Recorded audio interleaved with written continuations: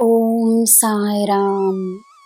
ನನ್ನ ಮುದ್ದಿನ ಮಗುವೆ, ನೀನು ಎತ್ತರಕ್ಕೆ ಹಾರಲು ನಿನ್ನ ರೆಕ್ಕೆಗಳಿಗೆ ಬಲವನ್ನು ತರುವುದು ನಿನ್ನ ಅನುಭವಗಳು ಮಾತ್ರವೇ.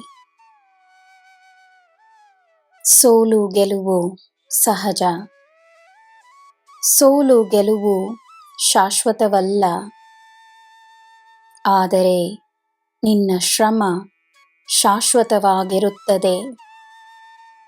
ನಿನ್ನ ಅನುಭವಗಳು ನಿನಗೆ ಕಲಿಸಿದ ಪಾಠಗಳು, ಅವುಗಳು ನಿನಗೆ ನೀಡಿದ ಶಕ್ತಿ ಶಾಶ್ವತವಾಗಿರುತ್ತದೆ.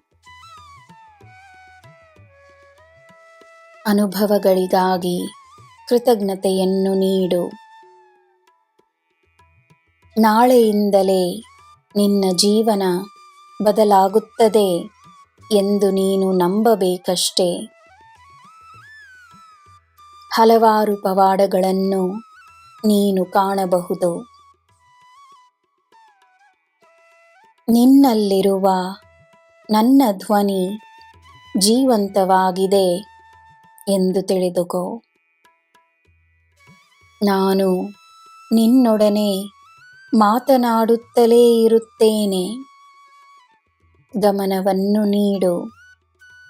ತನ್ನ ಶ್ರೇಷ್ಠತೆಯನ್ನು ನೀನು ಅರಿಯಲು ಸಿದ್ಧವಾಗು. ಸೋಲು ಗೆಲುವಿನ ಚಿಂತೆ ದೂರವಾದರೆ ನಿನಗೆ ಗೆಲುವು ಮಾತ್ರವೇ.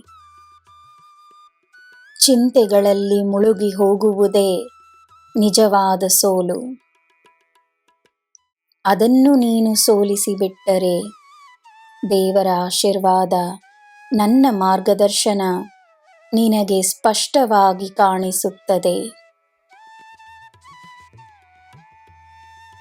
ನನ್ನ ಮಗುವೆ, ನೀನು ಮಾತನಾಡುವುದು ನನಗೆ ಕೇಳಿಸುತ್ತದೆ. ನೀನು ಮಾಡುವುದು ನನಗೆ ಕಾಣಿಸುತ್ತದೆ. ನೀನು ಯೋಚಿಸುವುದು ನನಗೆ ತಿಳಿಯುತ್ತದೆ.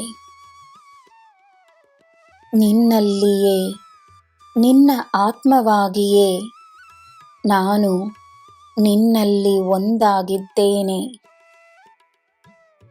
ನಾನು ನಿನ್ನನ್ನು ಚೆನ್ನಾಗಿ ನೋಡಿಕೊಳ್ಳುತ್ತೇನೆ. ಇದು ನನ್ನ ಭರವಸೆ. ಚಿಂತೆಯನ್ನು ಬಿಡು, ಧೈರ್ಯವಾಗಿರು. ನಿನಗೆ ಎಲ್ಲ ಶುಭವೇ. ಜೈ ಸಾಯಿರಾಮ್.